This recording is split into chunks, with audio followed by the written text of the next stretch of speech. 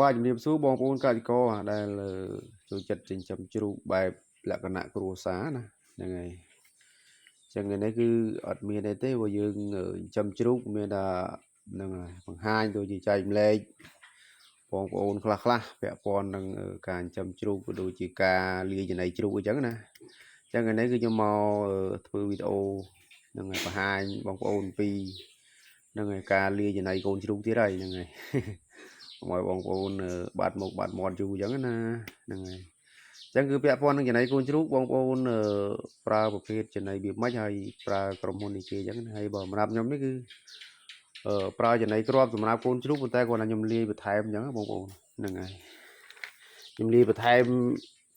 ហ្នឹងហើយវត្ថុធាតុដើមពីរមកបញ្ចូលអញ្ចឹងណាហ្នឹងហើយដើម្បីឲ្យចំណីនេះមានគុណភាពល្អហើយកូនជ្រូកយើងស៊ីទៅក៏វាសុខភាពល្អហើយមានការលូតលាស់លឿនអញ្ចឹងណាអញ្ចឹងសម្រាប់វត្ថុដើមទី1នេះខ្ញុំប្រើម្សៅបន្លែប៉ុនអញ្ចឹងណាបងហ្នឹងហើយអានេះគឺវាជំនួយដល់ប្រព័ន្ធរំលាយអាហារជំនួយការលូតលាស់ជំនួយសុខភាពអញ្ចឹងណានិយាយទៅគឺជ្រូកស៊ីទៅល្អហ្មងហើយមួយទៀតគឺម្សៅជីវជាតិចម្រុះអញ្ចឹងបងម្សៅនេះគឺវាមានសារជាតិចិញ្ចឹមច្រើនក្នុងហ្នឹងបាទមានសារជាតិត្រីសាច់អញ្ចឹងណាបន្លែអញ្ចឹងណាអញ្ចឹងគឺវាសម្បូរសារជាតិបំពន់ជំនួយច្រើនហ្នឹងហើយអញ្ចឹងគឺខ្ញុំប្រើពីរមុខនឹងឯងបាទអញ្ចឹងគឺសម្រាប់ចំណីមួយបេចំណីគ្រាប់មួយបេចំណីកូនជ្រូកមួយបេ30គីឡូខ្ញុំប្រើហ្នឹងហើយម្សៅបន្លែមកកញ្ចប់បាទម្សៅបន្លែមកកញ្ចប់មានទម្ងន់1គីឡូអញ្ចឹងណាហើយបន្ទាប់មកគឺនេះជីវៈចម្រុះខ្ញុំប្រើតែកន្លះឯងមកកញ្ចប់1គីឡូប៉ុន្តែខ្ញុំប្រើតែកន្លះទេហ្នឹងហើយអញ្ចឹងគឺខ្ញុំចាក់រួចហើយនេះបាទចាក់វាចូលអញ្ចឹងទៅហើយយើង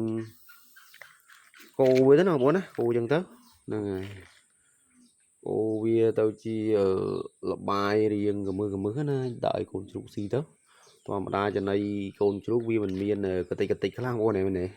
ចឹងកាលណាវាស៊ីទៅគឺដោយចឹងដោយគឺជ្រូកមានសុខភាពល្អលូតលាស់លឿនណាបងប្អូនអើយបាទល្អមែនតើចឹង